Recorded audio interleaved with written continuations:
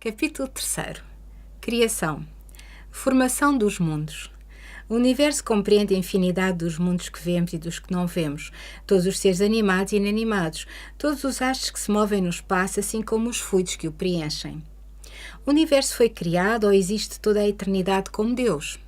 Certamente ele não pôde fazer-se a si mesmo, e se existisse de toda a eternidade como Deus, não poderia ser obra de Deus. A razão nos diz que o universo não pôde fazer-se a si mesmo e que, não podendo ser obra do acaso, deve ser a obra de Deus. Como Deus criou o universo? Para me servir de uma expressão corrente, pela sua vontade. Nada caracteriza melhor esta vontade omnipotente do que estas belas palavras da Gênese. Deus disse: faça-se a luz, e a luz foi feita. Podemos conhecer o modo da formação dos mundos? Tudo o que se pode dizer e o que podeis compreender é que os mundos se formam pela condensação da matéria disseminada no espaço. Os cometas seriam, como agora se pensa, um início de condensação da matéria e mundos em vias de formação? Isto está correto, porém é absurdo acreditar na sua influência. Refiro-me à influência que vulgarmente lhe atribuem, pois todos os corpos celestes têm a sua parte de influência em certos fenómenos físicos.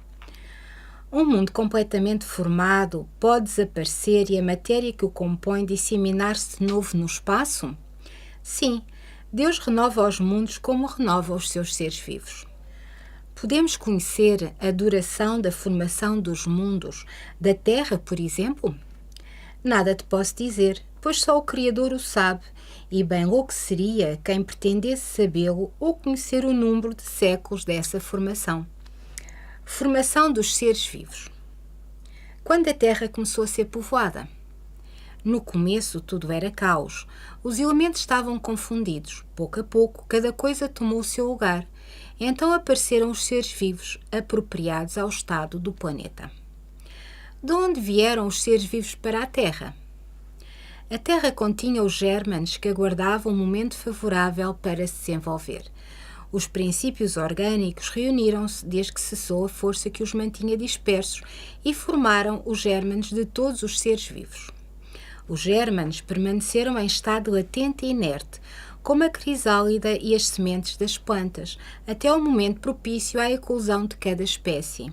Então, os seres de cada espécie reuniram-se e multiplicaram-se.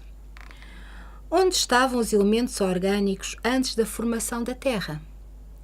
Estavam, por assim dizer, em estado fluídico no espaço, entre os espíritos, noutros planetas, aguardando a criação da Terra para iniciar uma nova existência num novo planeta.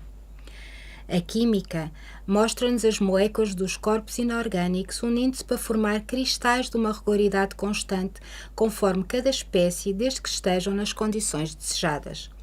A menor perturbação nestas condições é suficiente para impedir a reunião dos elementos, ou pelo menos a disposição regular que constitui o cristal, porque o mesmo não se daria com elementos orgânicos.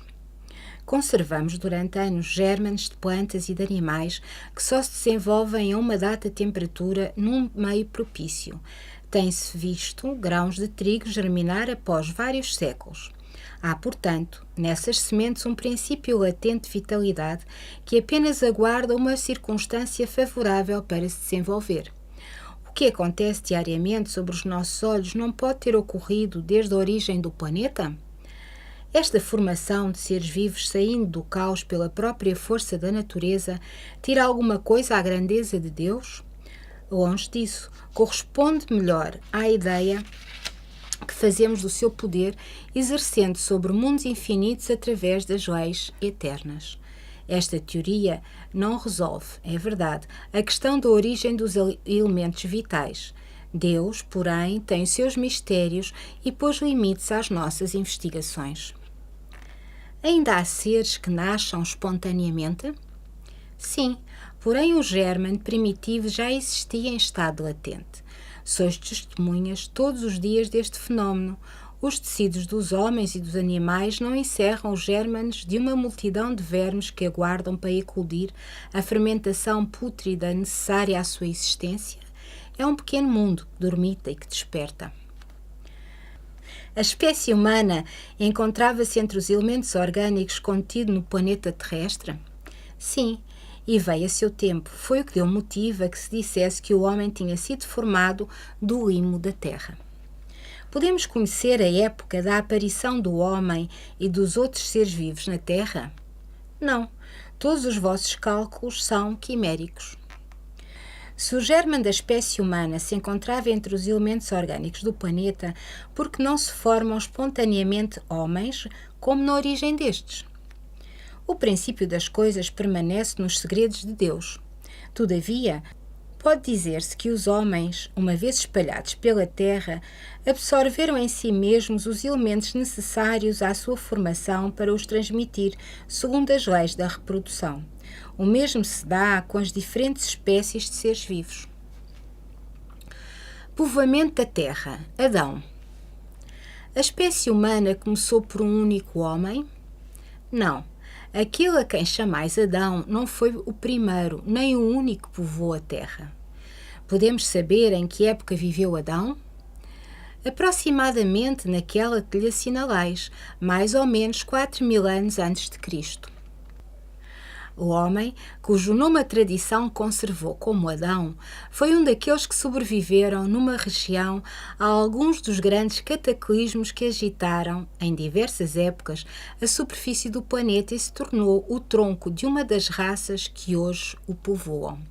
As leis da natureza se opõem a que os progressos da humanidade, constatados muito tempo antes de Cristo, se tivessem efetuado em alguns séculos, como se o homem estivesse na Terra apenas a partir da época assinalada pela existência de Adão. Alguns consideram, e com mais razão, Adão como um mito ou uma alegoria que personifica as primeiras ideias do mundo. Diversidade das raças humanas. De onde vêm as diferenças físicas e morais que distinguem as variedades de raças humanas na Terra? Do clima, da vida e dos hábitos. O mesmo se dá com dois filhos de uma mesma mãe, que, educados longe um do outro e de maneira diferente, em nada se parecerão quanto à moral. O homem surgiu em vários pontos do planeta? Sim, e em diversas épocas, e aí está uma das causas da diversidade das raças. Depois os homens, dispersando sobre diferentes climas e aliando-se a outras raças, formaram novos tipos. Estas diferenças constituem espécies distintas? Certamente que não. Todos são da mesma família. As diferentes variedades do mesmo fruto impedem-no de pertencer à mesma espécie? Se a espécie humana não procede de um único indivíduo, os homens devem deixar de considerar-se irmãos por isso? Todos os homens são irmãos em Deus, porque são animados pelo Espírito e tendem para o mesmo objetivo. Quereis sempre tomar as palavras ao pé da letra. Pluralidade dos mundos. Todos os planetas que giram no espaço são habitados? Sim. E o homem da Terra está longe de ser, como supõe, o primeiro em inteligência, em bondade e em perfeição. Há, no entanto, homens que se acreditam muito fortes, que imaginam que este pequeno planeta é o único a possuir o privilégio de conter seres racionais. Orgulho e vaidade. Acreditam que Deus criou o universo unicamente para eles. Deus povoou os mundos de seres vivos que contribuem todos para o objetivo final da providência. Acreditar que os seres estejam limitados unicamente ao ponto que habitamos no universo seria colocar em dúvida a sabedoria de Deus, que nada fez de inútil. Ele deve ter traçado para esses mundos um objetivo mais sério do que de recriar nossa vista. Nada há, aliás, nem a posição, nem o volume, nem a constituição física da Terra que possa racionalmente fazer supor que apenas ela tenha o privilégio de ser habitada com exclusão de tantos milhares de mundos semelhantes. A constituição física dos diferentes planetas é a mesma? Não, eles de modo algum se assemelham. Não sendo a mesma para todos a constituição física dos mundos, os seres que os habitam terão uma organização diferente? Sem dúvida, assim como no vosso os peixes são feitos para viver na água e os pássaros no ar. Os mundos que se encontram mais afastados do Sol acham-se privados de luz e de calor, uma vez que o Sol desaparece apenas como uma estrela? Credes, pois, que não haja outras fontes de luz e de calor além do Sol, e não leveis em conta a eletricidade que em certos mundos desempenha um papel que vos é desconhecido e bem mais importante do que na Terra? Além disso, não foi dito que todos os seres vêm da mesma maneira que vós e através de órgãos com a mesma constituição dos vossos? As condições de existência dos seres que habitam os diferentes mundos devem ser apropriadas ao meio no qual se convocados a viver. Se nunca tivéssemos visto peixes, não compreenderíamos que seres pudessem viver na água. Assim é em outros mundos que encerram, sem dúvida, elementos que nos são desconhecidos. Não vemos na Terra as longas noites polares iluminadas pela eletricidade das auroras boreais? Nada há de impossível em que certos mundos a eletricidade seja mais abundante do que na Terra e neles desempenhar um papel geral cujos efeitos não podemos compreender. Esses mundos podem, portanto, encerrar em si mesmos as fontes de calor e de luz necessárias aos seus habitantes. Considerações e concordâncias bíblicas no tocante à criação. Os povos formaram ideias muito divergentes sobre a criação, conforme o grau dos seus conhecimentos.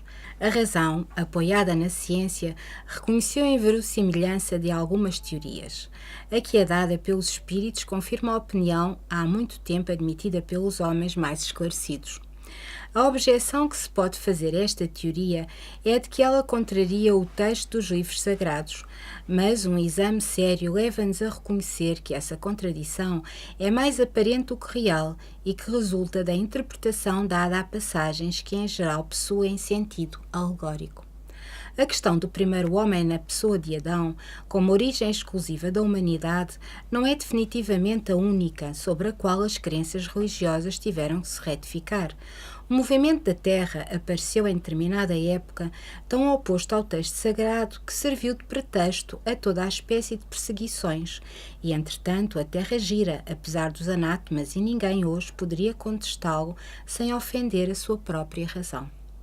A Bíblia diz igualmente que o mundo foi criado em 6 dias e fixa-lhe a época em aproximadamente 4.000 anos antes da era cristã. Antes disso, a Terra não existia, tendo sido retirada do nada.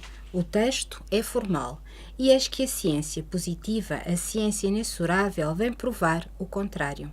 A formação do planeta está escrita em caracteres indeléveis no mundo fóssil e está provado que os 6 dias da criação correspondem a outros tantos períodos, cada um, talvez, de várias centenas de milhares de anos. Isto não é um sistema, uma doutrina, uma opinião isolada, é um facto tão consistente quanto a do movimento da Terra e que a teologia não pode recusar-se a admitir, prova evidente do erro que se pode cometer tomando ao pé da letra as expressões de uma linguagem frequentemente figurada. Poder-se-ia daí concluir que a Bíblia é um erro? Não, mas que os homens se enganaram ao interpretá-la.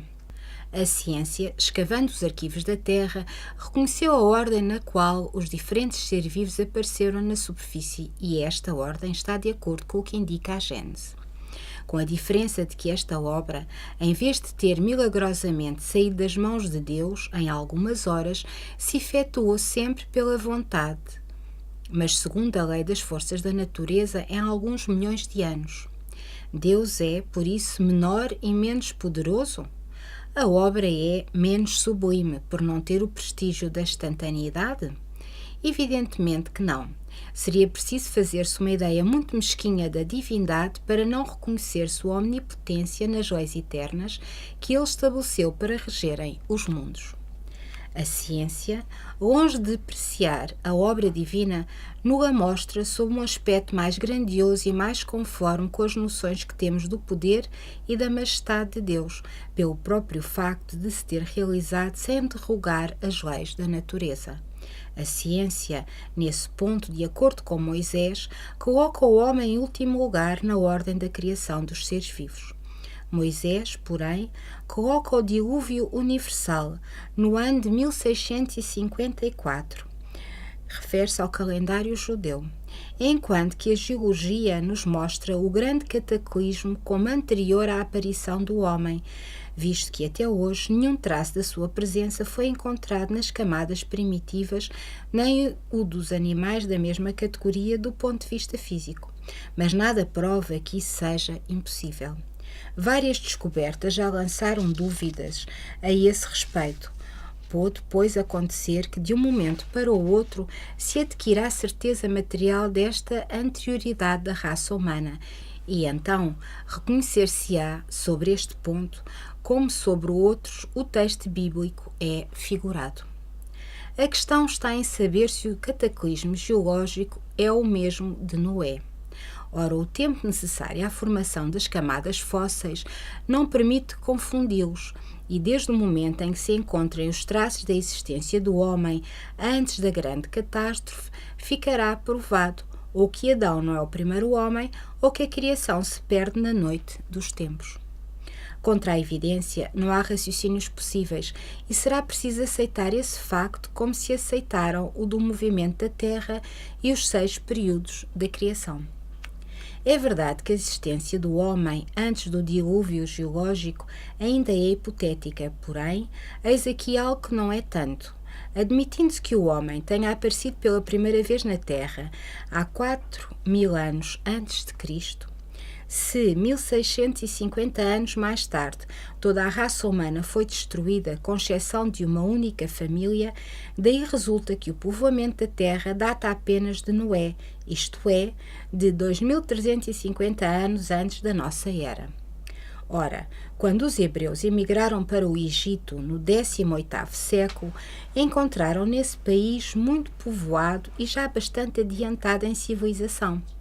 A história prova que, nessa época, as Índias e outros países estavam igualmente florescentes, sem mesmo se levar em conta a cronologia de alguns povos que remontam a uma época bem mais recuada.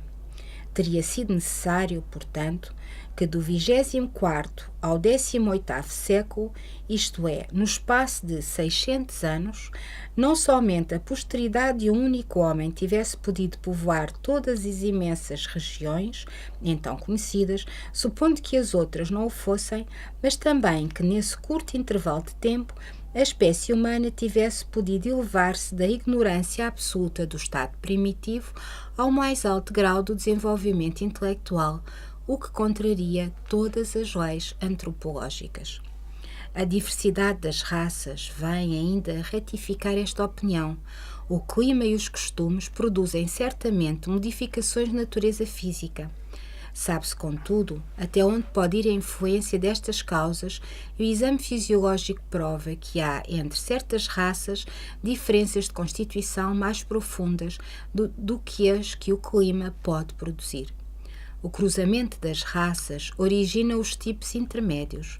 Ele tende a apagar as características extremas, mas não as produz, cria apenas variedades. Ora, para que tenha havido cruzamento de raças, seria preciso que houvesse raças distintas. E como explicar a existência delas, dando-lhes uma origem comum e, sobretudo, tão próxima? Como admitir que em poucos séculos alguns descendentes de Noé se tenham transformado ao ponto de produzirem a raça etíope, por exemplo? Uma tal metamorfose não é mais admissível que a hipótese de uma origem comum para o lobo e a ovelha, o elefante e o pulgão, o pássaro e o peixe. Ainda uma vez, nada poderia prevalecer contra a evidência dos factos. Ao contrário, tudo se explica se admitirmos a existência do homem antes da época que vulgarmente lhe é atribuída, a diversidade das origens. Adão, vivendo há 6.000 anos, povoando uma região ainda desabitada, o dilúvio de Noé com uma catástrofe parcial confundida com o cataclismo geológico. Finalmente, levando-se em conta a forma alegórica própria do estilo oriental e que se encontra nos livros sagrados de todos os povos. Eis porque é prudente não agir com leviandade, julgando falsas doutrinas que podem, mais cedo ou mais tarde, como tantas outras, desmentir aqueles que as combatem. As ideias religiosas, longe de perderem, se engrandecem caminhando com as ciências, entre o único meio de não mostrarem um lado vulnerável ao cepticismo.